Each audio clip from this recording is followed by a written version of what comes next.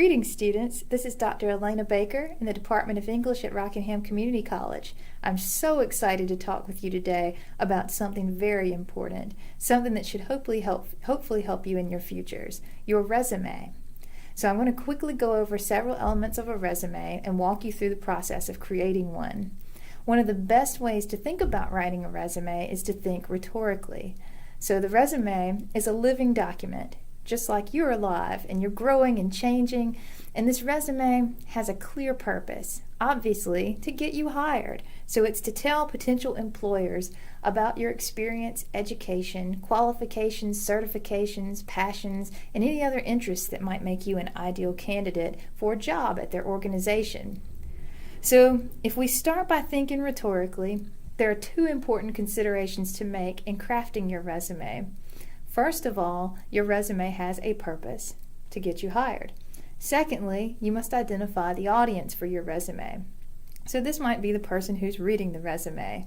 Most likely, your resume will first fall into the hands of a qualified human resources professional who will screen your document and decide whether or not you might be a good fit for the organization. Next, your resume will be given to your potential supervisor or a hiring team in many cases who will make the ultimate decision of whether or not you should be hired. So for these supervisors and hiring teams, time is of the essence.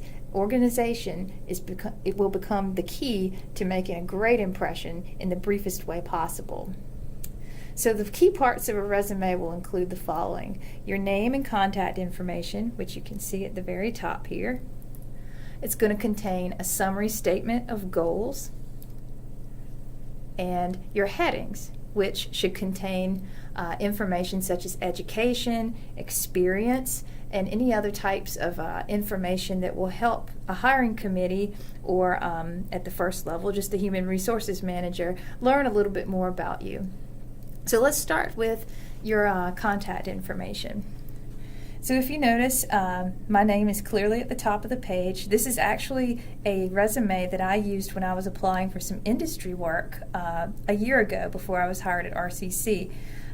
So you have my name clearly in the center. I happen to have a digital presence with some of my scholarship. You can see right in the middle.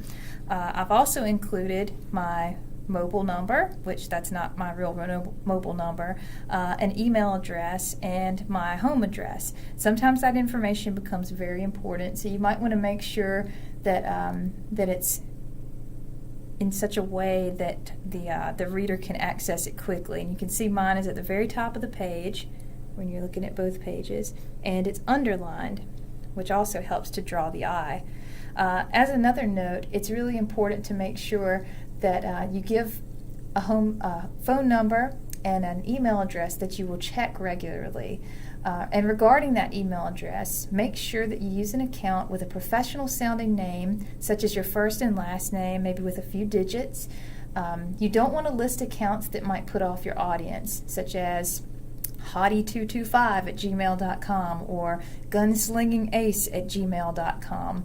Most employers, though they try their best, might have a hard time putting their own biases aside, even when reading a harmless email handle.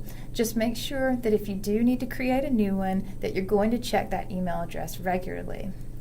So as for the next item, this would be the next full paragraph that you see, highlighted in yellow. So there it is, all circled for you. This is a summary section. Now, you have several options on how you want to do this. You can provide just a sentence or two that describes your particular set of skills, what you hope to get out of a career in your field. So from mine, I've said, consistently delivers outstanding results in professional environments while leading change and industry transformation. It's kind of vague, but that's okay. What I list after that as a description of myself, and then some of the very large goals that I've obtained in working in industry. This is when I worked for a scholarly journal primarily, and I also had some other positions that I wanted to highlight some really important work that I did there as well. So I give a description of some of my other specific skills, such as marketing, communications, public relations, and education with various industries requiring action-oriented, roll-up-your-sleeves executive with strong learning agility, technological savvy, and the temperament and drive needed to lead a growing organization. Now, yours doesn't have to be this long necessarily, and you don't have to bullet a list of accomplishments thus far. If you feel like you don't have any that you really want to list or share right away, you don't have to. You can just keep it very simple and keep it more like the sentence that I have in bold in the very top. That just kind of summarizes who you are, what your mission is, and very much just what you can bring to an organization. You can think about, in writing that summary statement, if you're familiar with Twitter, you can make it about the length of a tweet. Honestly, most employers don't spend but about maybe 15 to 30 seconds reading a resume. So the statement becomes very important because it's the first thing that they see, and it can show them that you're committed, talented, and very passionate about your field in just a few words. So the next part of constructing the resume is to come up with different headings. And as you can see what I have here, I started with experience, which in some cases people criticize that because you're taught that, put your education first. Well, that's a decision you're going to have to make, because if you've got a lot of work experience but it's not directly related to the job for which you're applying, then you might want to provide your education first in the list. For me, the experience that I had seemed to fit more industry work than the education that I have, because I hold a PhD in rhetoric, writing, and professional communication. So for someone going into an industry job, that might make me seem overqualified. So in order not to completely highlight that and let my experience show first before someone makes a snap judgment, that's why my headings are in the order in which I've presented here. So I start with experience, and the first of my experiences is working with an Office of Economic Development. So that's a very industry-driven type of position. So that's why I made the choice to put that first and list experience instead of listing education first. Make sure that apart from that you get some other information on there. For me, after the experience in education, like I said, you can flip-flop those depending on your need. I've also listed professional affiliations as well as professional certifications. So if you have any professional affiliations that are connected to the job for which you're applying, you might want to list those. That's a really good thing to do. And if you have any professional certifications as well, that's another good heading to use. In addition, you might think about adding a portion that shows volunteer work. Philanthropy goes a long way. That's the work that you do in your community to make it better. This can make you seem like a very well-rounded person, a caring person, someone who's going to make the time to give back to others. So it's a comment on personality traits.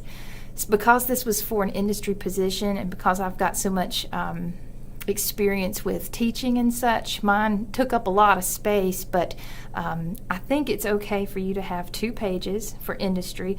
In the past, there was the old standard, you need a 1-page resume, but many people have more experience than that, so it's completely fine to go on to 2 pages.